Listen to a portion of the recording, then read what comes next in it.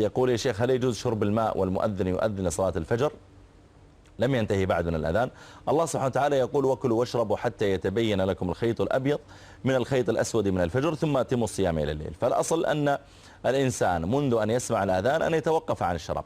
لكن قال النبي عليه الصلاة والسلام فيما أخرجه أبو داود في سننه من قال إذا أذن المؤذن بيد أحدكم إناء فلا يضعه حتى يقضي نهمته منه أو نهمته منه. فالإنسان لو أنه شرب أثناء الأذان شيء في يده أو شيء قريب أو كان يأكل فاحتاج أن يشرب فلا بأس. أما الذين يتساهلون بذلك فيؤذن ويمضي في الأذان وهم ربما يأكلون ويشربون فهذا في الحقيقة نوع من التساهل فيما يتعلق بالصوم.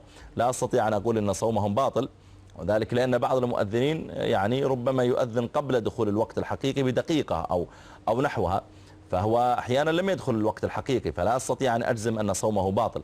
لكن ينبغي أن يحرص المرء على أن يعظم أمر صومه وأن يكون عنده توقف عن الطعام والشراب بمجرد سماعه للأذان.